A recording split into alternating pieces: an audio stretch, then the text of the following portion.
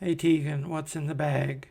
It's the show where I come home from the comic book store and we look through my bag of comics because, say it with me folks, I buy too many comic books. So let's just share them with you here on the screen. If you like the show, if you like anything I do, check out my Patreon. I put up other videos on this channel and there's lots of stuff for download on the Patreon. But let's get going here.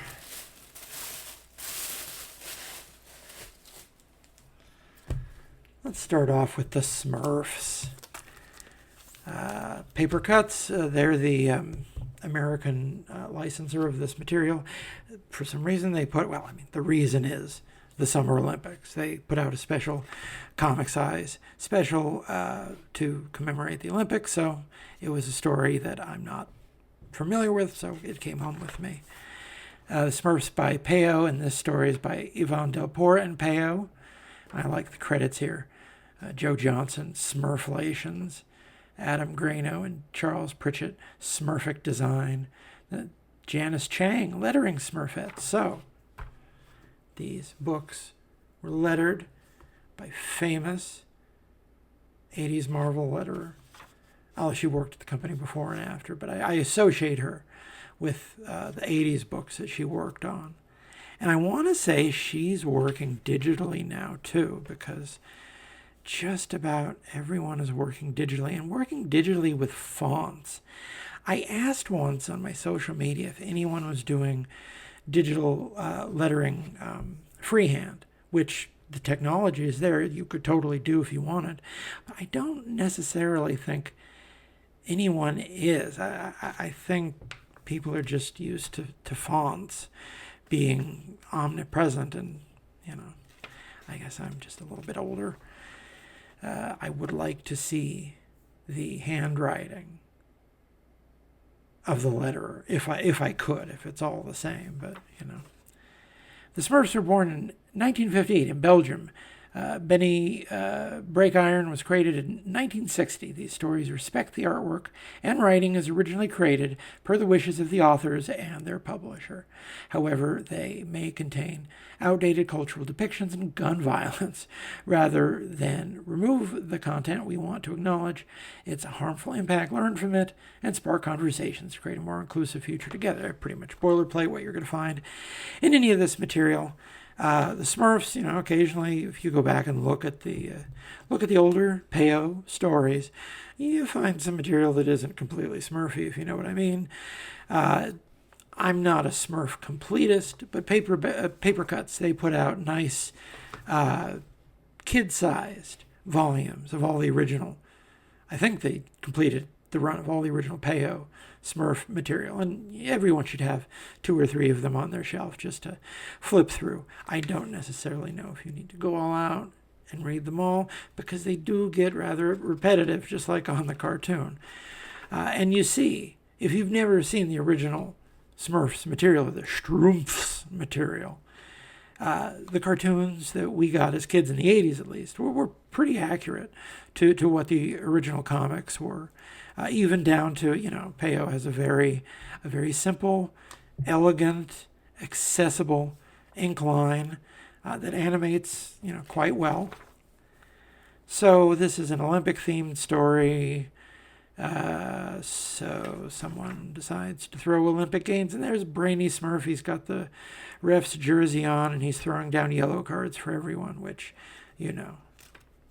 I like how the moral of a great many Smurf stories is simply like, no one likes Brainy Smurf.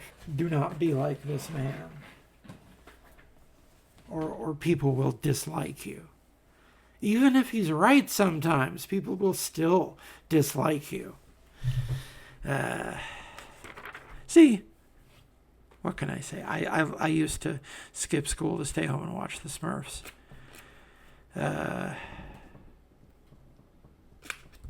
He's giving out yellow cards to everyone. He shouldn't be surprised when there's coal in his stocking at the end of the year.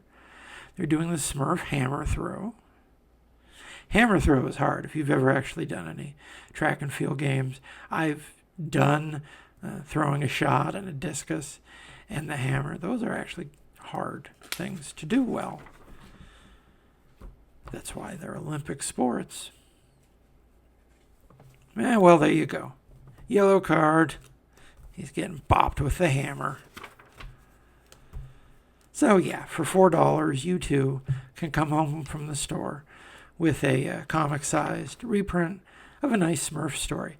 And I think the actual editions are only like 7 or 8 or 9 books. Like I say, they're smaller books meant for, going home in kids' hands, because that's who these characters are for.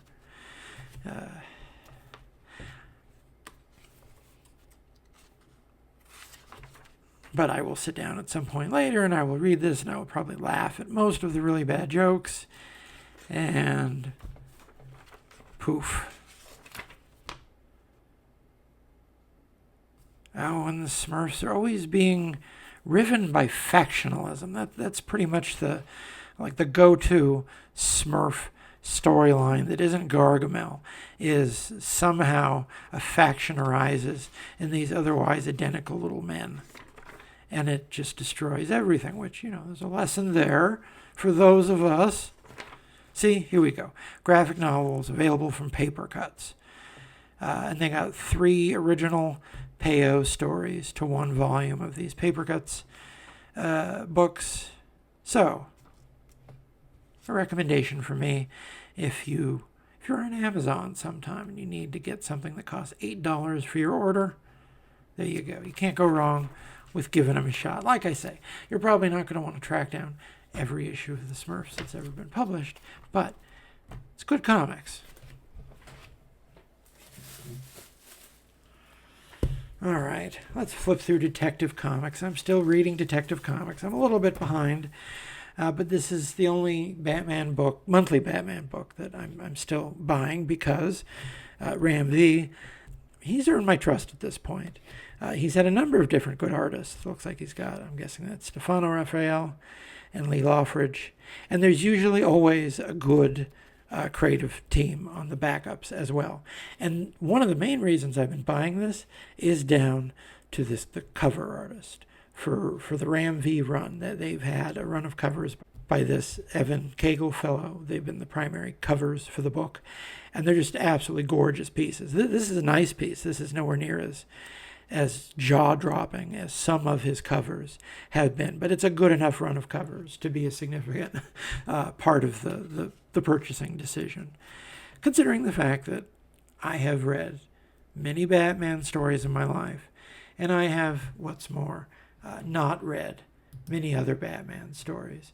So this series, this Batman series, it catches my eye because it's well written. I like the people doing it. It's usually got decent art. It's got great covers. And when it's all done, there'll be, I don't know how long they're planning on doing this. I think it's been running for a good 20 issues so far. Rather clockwork. They've been putting them out. And when it's done, I'll sit down and I'll read them all. And I'm sure I will enjoy it, because Ram V is a thoughtful writer who puts a lot of work into what he does. And it's very rare to read something of his that isn't at least interesting. I'm not going to say that I've loved everything that he's written, but he puts a lot of work into his books.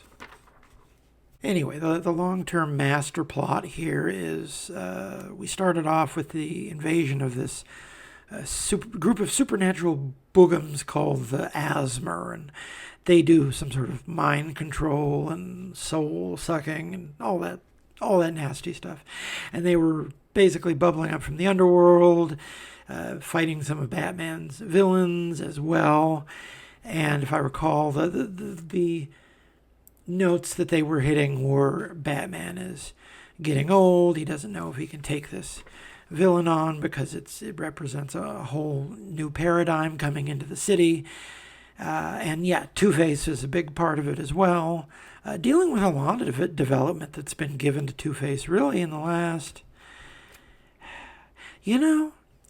I'll say that all the way back, I think, to 1 year later. Wow, 1 year later. When was the last time you thought about 1 year later? Well, I remember people liked the direction they spun out for Two-Face from the 1 year later period, as someone who actively tried to do good sometimes, as well as doing ill, and that's down to the duality of his nature and all. And they've had, they've gotten a great deal of pith out of the character in the new century, I think. So yeah, Stefano Raffaele drawing, Lee Loffridge colors. Lee Loffridge at this point, he's worth picking up a book just on his own if you see his name on it. He doesn't get out of bed for bad books. Variant covers this month by Javier Fernandez with Dave McCaig and Seb McKinnon. They usually get some really nice covers for this book, and it's a damn shame because I come home with the Evan Kagel one every month. 1 to 25 variant cover by Sebastian Fiumara. Associate editor Jessica Burby. Editor Ben Mears, I think. And group editor Rob Levin. Batman created by Bob Kane with Bill Finger. DC Comics proudly presents Detective Comics Gotham Nocturne Act 3 Crescendo Part 3. So I think Gotham Nocturne, is that the name of the whole arc since Ram V has been taking over? That is a nice spread. Tiny little Batman here, just communicating the scale, and once you start looking at it, you see, it's just littered with all these bodies here. But this is the scale of a train yard like you would see outside of any medium to large size American city with any kind of industrial footprint. This is a nice piece of art here. Man, I'm out. I was out on Chip Zdarsky's Batman the moment he did the thing, and I've said this. I know I've said this enough. I sound like a broken record, but surviving a fall from orbit, basically without a scratch. I'm sorry. I like Batman to have some human limitations. Man, still getting good art. I am tempted to flip through it just to see what Dennis Cowan's up to, because he is always, underline, always worth checking out to see what he's doing. John Stanisi, Mike Hawthorne, Adriano Benedetto. Yeah, they always get good people to draw Batman. So Batman and Harvey are having some sort of fateful discussion of some kind. You should have stayed away. I came to thank you for what you did. And to apologize. I know what it's like to have the asthma inside your mind. Remember, those are the supernatural fellows I was talking about. Oh, and is this Duella Dent? Oh, she's a character who... I'm trying to remember. They brought her back... Oh, wait a minute. Was she the one who was walking around with the Joker's old face like stapled onto her face as a mask? I'm trying to remember because they've had a couple different characters occupying that Joker's daughter space, and not all of them have been Duella Dent. Like I say, there's a lot of Batman stories I have opted not to read. Oh, here we go. Yep, that's what I was saying. It's just so wonderful to go around town carrying the skin from your face in your pocket. I bet the Joker smells wonderful. Think about that. Say you're in line at McDonald's or something, and the Joker comes in, and you're just in line, and he's not there to kill anyone because he's just hungry. So you try your best to ignore him, but he reeks. So you just gotta sit there with a smile on your face, like the Joker isn't just waiting for his fish sandwich. And you can take his fish sandwich and go, and no one's going to do anything because he's the Joker. But you have to deal with the fact that he does not bathe. And you will never forget that fact. There's tons of people in Gotham City who have stories just like that. I was at the dry cleaner. The Joker came in. Everyone thought he was going to kill us. He literally just picked up his dry cleaning. He even left a tip. But my God, why do you bother cleaning your clothes? Because you do not bathe your body. And that's. Oh, and the Ten-Eyed Man, he was showing up too. Now that's interesting. A long storyline, bringing in all the rogues gallery as players, not just random obstacles. That's interesting. That's using the environment in these stories to tell a larger story. Oh man, I know I'd be like the 50th YouTuber to point out that this looks like it has absolutely no juice, but this looks like it has absolutely no juice. And it's funny because it seemed like just last year people were saying nothing but good things about Wade and Mora on World's Finest. And then the buzz you know what it is? They went back to Kingdom Come. They did the same thing, the same mistake DC always does, where they think people are going to be just a little bit happier to see the Kingdom Come stuff than they actually are, when it turns out like they don't care that much, and it just sort of, it sits there for a while, and they've done this like 3 times before. Nothing against Kingdom Come. I've defended Kingdom Come in some contexts, but every time they bring it back, it seems like diminished returns, even though they got Alex Ross to come back and actually draw a monthly comic for it. Do you remember that? Do you remember even the comics that I'm talking about? He drew, when he came back and did his Kingdom Come sequel in the 2000s, he straight up drew some issues of JSA. And they just didn't really have a lot of juice because Kingdom Come's a great story, like, itself. It doesn't really work once you take it outside of there. And are they trying to do that? Is that what the push is, to see if things get darker in that vein? That's why they're getting Mark Waid. I don't know. Plus, I think people are just sick of what they've been doing with Amanda Waller, because I think Amanda Waller used to be a fan favorite character. That designation used to apply to her when she was just in the Suicide Squad. And I know she's not universally loved. There's some people who absolutely hate her character. But go back and read the original Suicide Squad.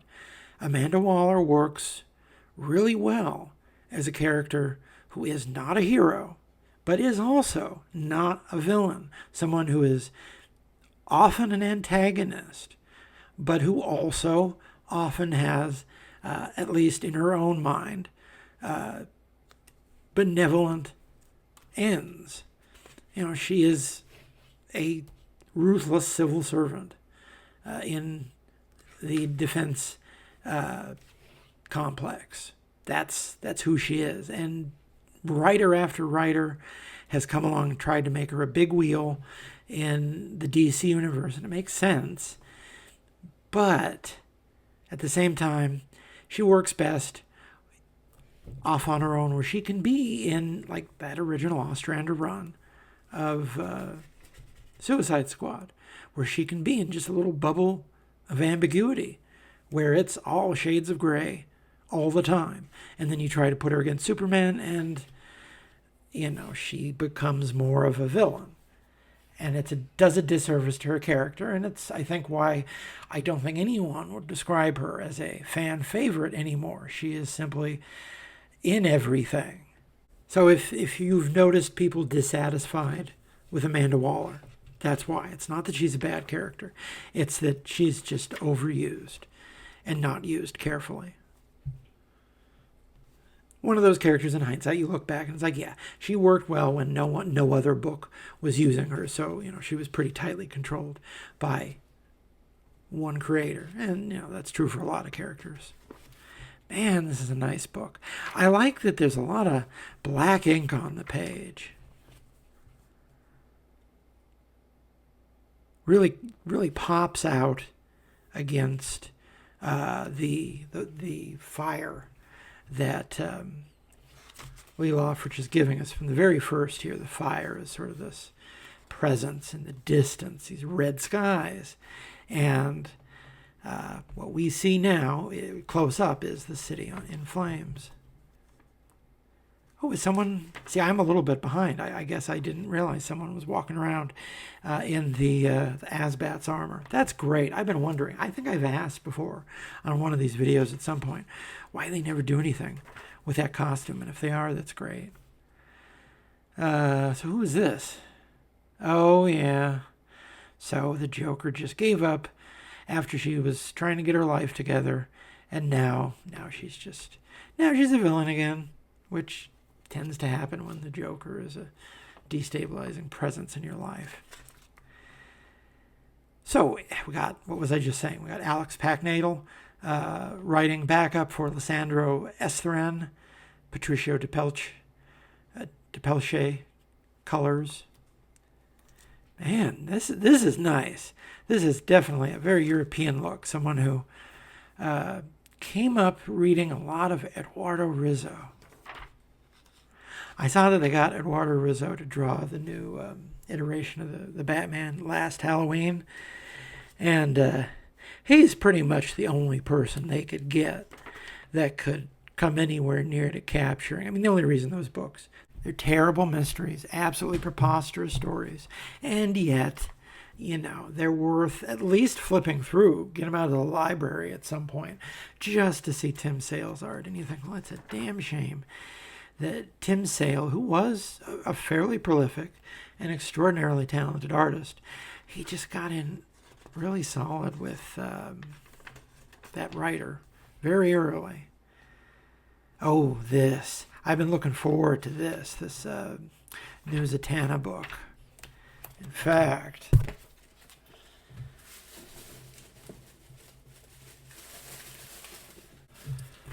oh yeah, you know it. I mean, I usually check out anything with Zatana anyway, just because they don't give Zatana her own book very often, but they usually put good creators on it whenever they do. But I know going in, this right here, this is a solid gold. 5-star creative team. Mariko Tamaki on her own is worth picking up. But with Javier Rodriguez, my friends, this is going to be on some best of lists at the end of the year. You know it will be. Lettered by Hassan Otsmani Al. What was I just saying about this man the other day? So, yeah, Javier Rodriguez is coloring it as well. My goodness. Nice. Yeah, okay. Now, I know you're going down to the comic book store to pick this up, and you can pick up that issue of the Smurfs while you're at it, too.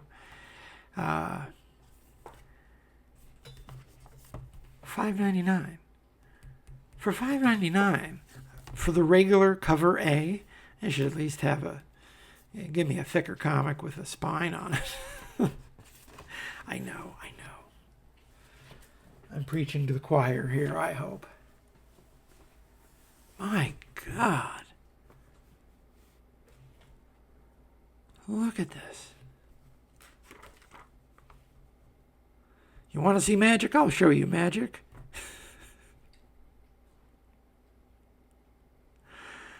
Oh, man.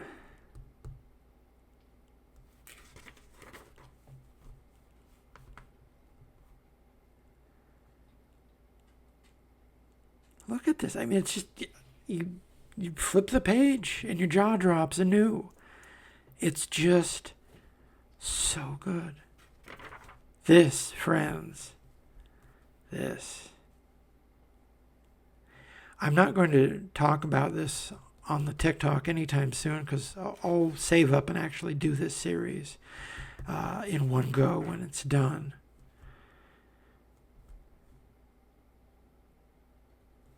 But yeah, I definitely think that this is going to be a series people are talking about. Look at this. Just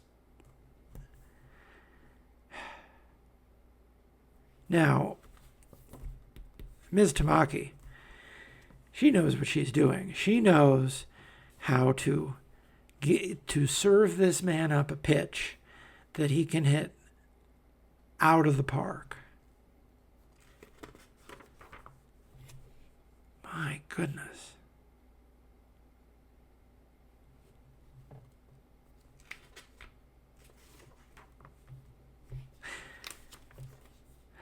My goodness. And I'm just flipping through looking at the art. I haven't really read any of the balloons.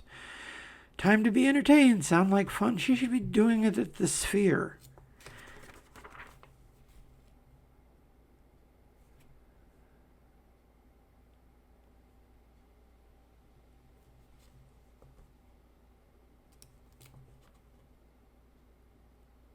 Why do you not call yourself a magician?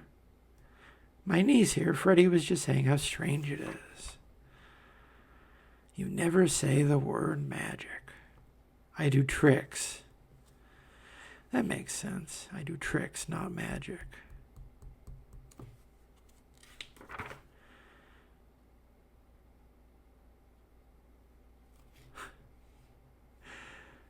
Stranger, do you like card games?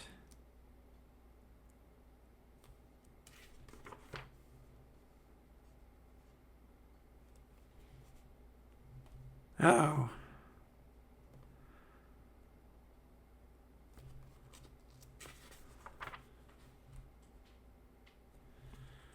My goodness. You're interrupting me. We're reading a comic book here. My father is dead. I know, Zatana. You killed him. That right there. Book of the week. Probably book of the month. Probably book of the month for every month it sees print. All right, let's look at a couple quick ones here.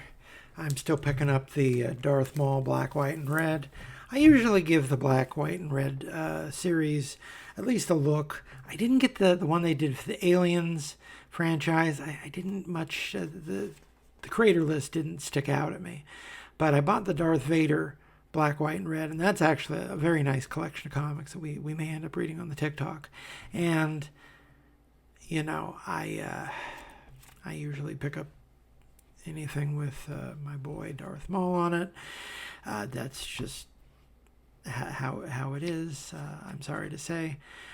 But John Romita Jr., he does not draw very much Star Wars stuff. I don't think he's ever had a run on any Star Wars book in all the years that he was working at Marvel in the first and second coming of Star Wars. So that's a rare matchup right there. Anyway, this Black, White, and Red, they've split up a little bit differently. It doesn't have multiple stories within one issue. It's an anthology of 4 or 5 issue-length stories. This one by Erica Schultz with Leonard Kirk as artist and Andres Massa as color artist. Sarah Pichelli did the regular cover for this. David Marquez, Paulo Sequeira did the other variants. And John Romita Jr. is being inked here by Scott Hanna, who's been also inking his Spider-Man stuff lately. Colored by Marco Menes. Inquisitors. Yeah, you know, when it was just one of these guys fighting the rebels, that was okay. But I don't know if this whole team, I don't know if that does it for me. So anyway, Leonard Kirk. Leonard Kirk's, I think it's fair to say, decently underrated. If you go back and look at his career, though, he's really worked with an enviable lineup of writers over the years. And worked pretty steadily, too. He is a good storyteller. He knows how to draw. Oh, man. And he's getting a lot of use out of black ink here. Man, this looks nice. Look at this. You know, at a certain point, I have to admit that my one problem with these volumes is I think they all like using a third color, but maybe they should just go back to paring it down to black and white for a while, because the red, they really go overboard with the red to the degree that you don't get the real effective contrast from, black and white and true gray on the page. I mean, this looks very nice. Don't get me wrong, but it looks good enough to make me wonder, like, oh, I wonder how nice this would look if it were just Leonard Kirk playing with black ink on the page without the red. Although, if you're going to have any third color, red obviously makes sense for this guy. Yeah, Greg Pak, he wrote 50 issues of this current volume of Darth Vader that, from my perception, from the outside looking in, because I haven't been following up with most of the Star Wars books for years, it just seems like a lot of really big crossovers that sort of blend into mush after a while. And that's not what you want from your Star Wars ancillary projects. You want it to pop. That pops. I know, I sound like I'm 80 years old. It has to pop. And this Star Wars High Republic stuff, even down to this burnished gold logo, nothing about this pops. It's all earth tones. And they've had good artists and writers working hard to sell this setting.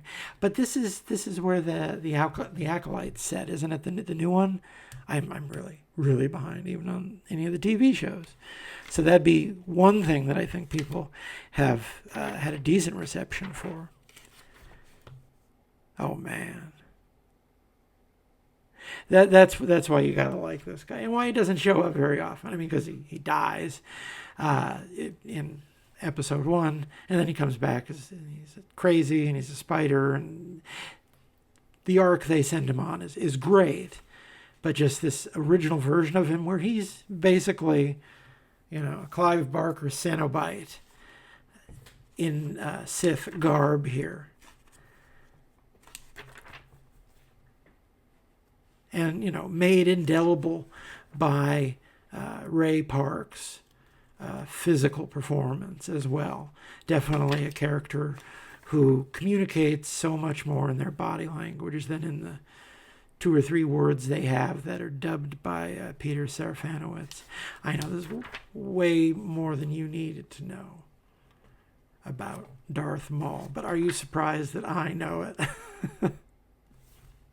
And this is one of the spin-offs from the, what's her name? Dr. Aphra. How has Dr. Aphra not had her own TV show yet? They must be waiting for that one, because that character right there, man, I think, if you ask me, I don't think Karen Gillan knew what he was giving that company when he gave them Dr. Aphra and her whole universe.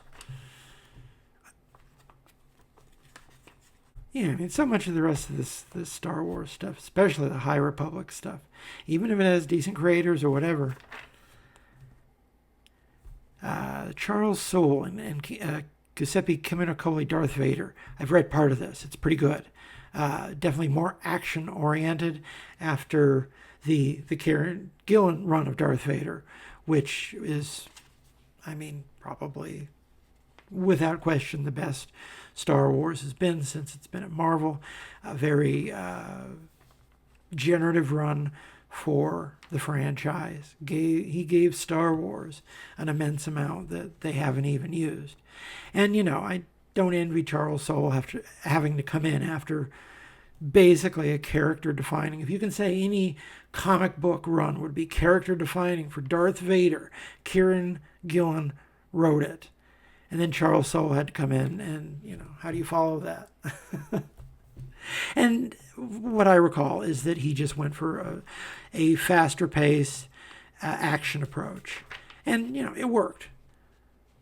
It wasn't anywhere near as generative. So, issue 4 on sale next month. Yep, 2 issues. I think they're restarting after issue 50.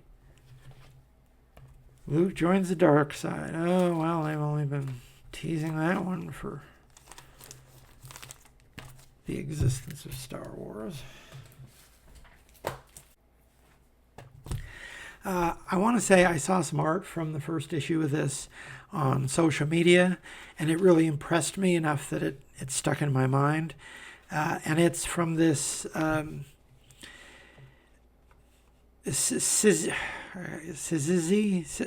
can't say it. The new Chris Real imprint that he set up with Ashley Wood's help over at Image. It's basically just becoming a slightly more upscale version of the same type of branding and packaging deal that Skybound is doing for Image. I'm sure they take a chunk for having some sort of central management in place to take care of the grunt work of putting out a line of comics. Probably similar to Skybound and Top Cow as well, who was doing that particular version of the Image model for quite some time. Someone is reading the copy of The Art of War by Sun Tzu that they got off Amazon for $1. I don't know how I feel about anyone sitting in a cafe reading Sun Tzu, though, unless they're a graduate student. There's a lot of people who have been recommended that book to read over the years, who probably would have got something more out of reading. I was going to say Machiavelli's The Prince, but no, I'd say Machiavelli's Discourses would probably be the more instructive read for most people. But how many people read Machiavelli's Discourses? Until you read the Discourses, you don't know that The Prince is satire, for one thing. That's kind of a big deal that isn't really covered by any of those, popular interpretations of Machiavelli. The fact that it was self-consciously satire.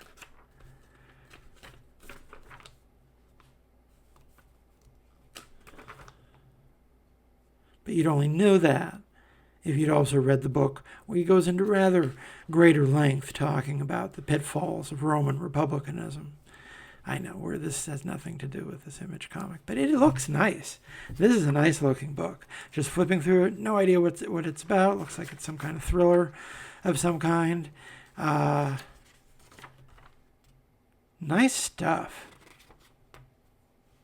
Yeah, I'm down. This Marianna Inazzi person, I saw some of her work, and I resolved to buy the comic book. And it turns out it was a good job that I did. We looked at that. I was surprisingly into the first issue of this. All right.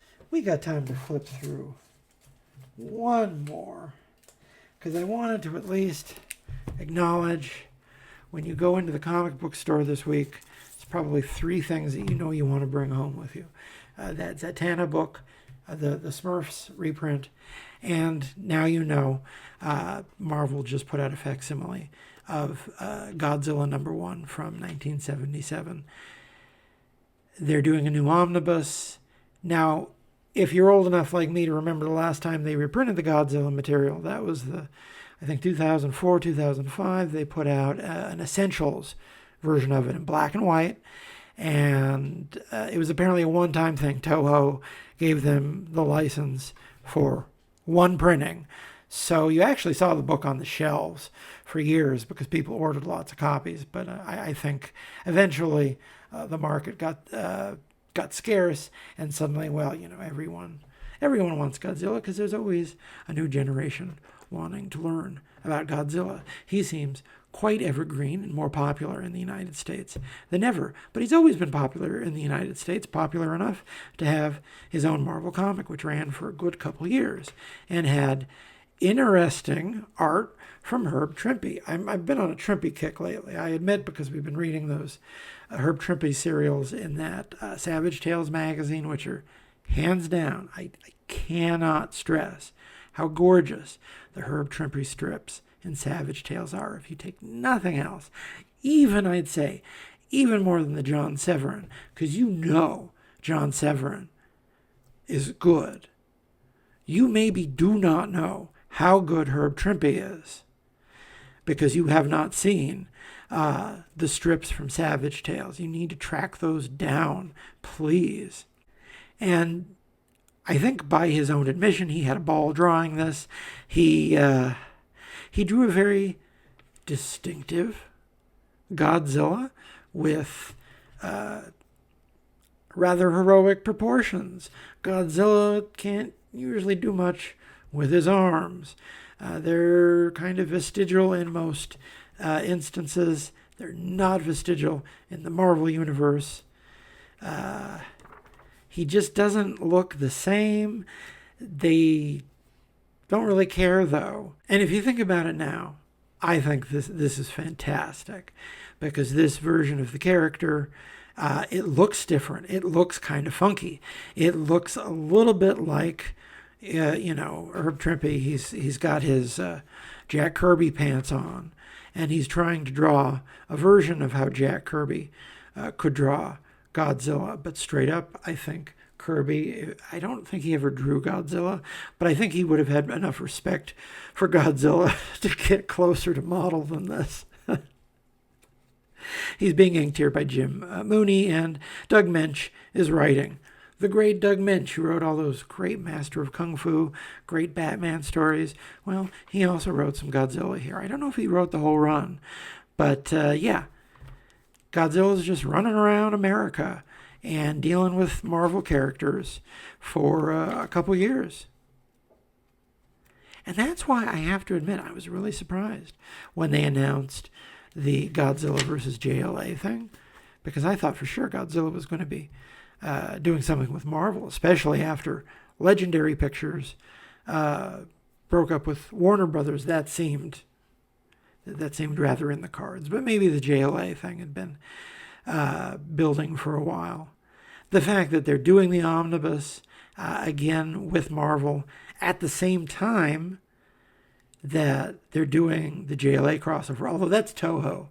That's Toho probably looking at America as a foreign market and not caring that they're giving two competitors, the same license. They're just putting more Godzilla material out there. Because right now there are Godzilla comics being published by Marvel, by DC, and the regular line of Godzilla comics being published by IDW. And if you think about it, the fact that Godzilla can support a significant chunk of the comic book industry in 2024 says a lot about the popularity.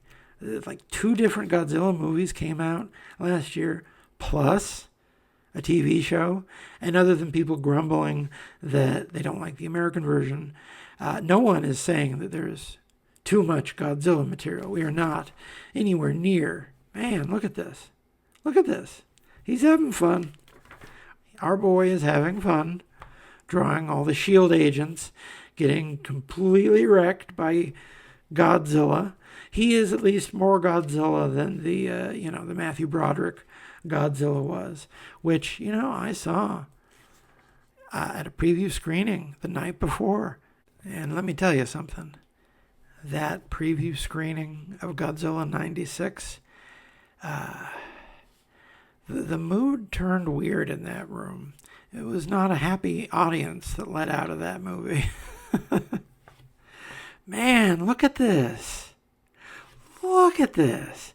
This is great. This is great stuff.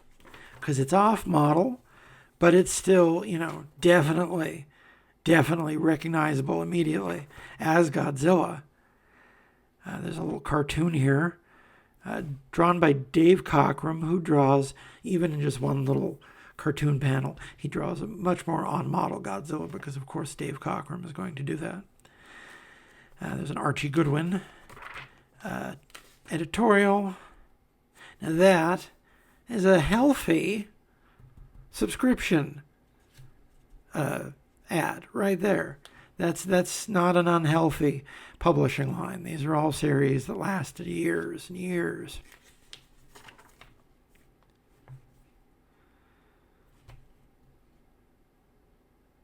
Man. Oh man, that would be something to get a facsimile of. One of these Star Trek poster magazines from 1977 from before the motion picture, when they were still just huffing fumes from like 3 seasons of television. They built an entire empire. Man, that would be cool if they ever do like fandom facsimiles of stuff like that. I know they do that occasionally now. We're looking at a facsimile edition right in our hands. Oh, Madam Web. You know, this looks more like what happened in the movie than the Madam Web character. Next, Seattle Under Siege. So the setup for this is basically the first issue here. Godzilla demolishes S.H.I.E.L.D., of course, and he spends the whole rest of the series wrecking everyone else in the Marvel Universe. But the ongoing subplot is Dum Dum Dugan here, Fury's, omnipresent number 2, still number 2 at S.H.I.E.L.D.